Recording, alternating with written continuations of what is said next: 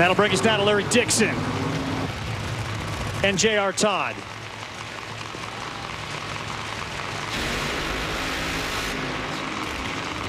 And a moment ago, I talked about the opportunity for John Force to have a double. What do I mean by that? That means win both in nitro, both in top fuel and in funny car. Something only Don Perdome, Don Schumacher, Larry Minor, and Joe Gibbs has done.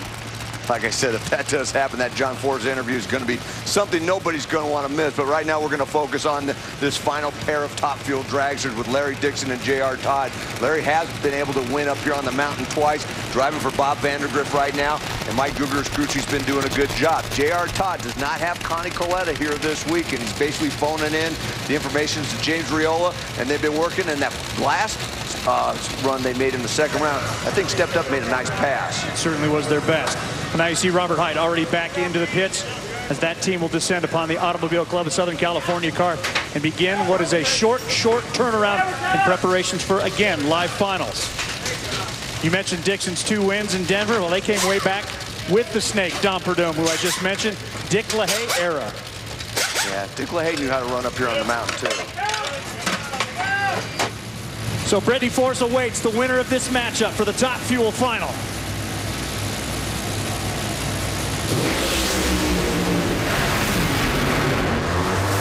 And it's going to be J.R. Todd. He grenaded the thing at the finish line, but he hit the stripe first.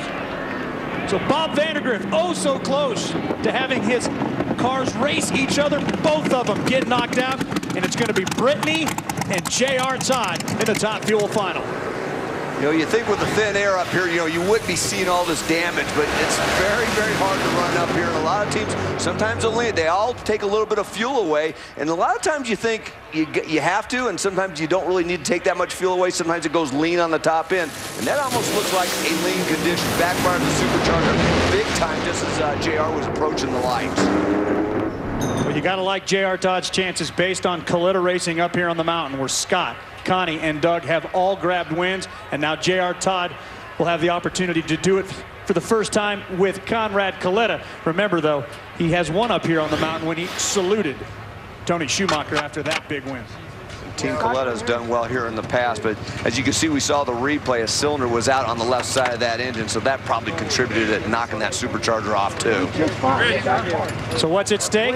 Well, J.R. Todd will pick his lane and try to keep Brittany Force from winning her first ever top fuel event. That's a car that has come alive late here today, Gary Gerald. Indeed, the crew anxiously checking over to see how much damage was done on that run. J.R. Todd, welcome back to the mountain.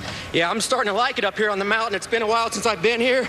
Like I said before, we've made some good memories here in the past, and now it's time to finish it. We've been close a few times this year and let them get away. Now it's time to finish the deal. What's going to be the key? Just keep going down the track like we have been, you know. They've been running strong all year. They're probably going to be loaded up for the final. But we get this thing to run on all 8 through the finish line. I think we got something for them.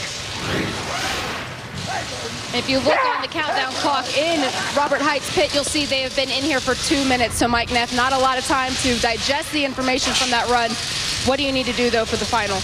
Well, I just need to put it back, you know, to run good like we did the other night. We ran a 4:05, so that's probably what John just ran right there, or better. That was a great run. So conditions are changing. Thankfully, we've been fighting problems every run here. And with the fuel system, the fuel shut-offs closed last run, blew the engine up. So I'm just hoping right now the engine looks pretty good. So that's my main concern right now. So it should make it a lot easier to get back up there with the engine in one piece. So should be a good race. Looking forward to it. All right, Larry.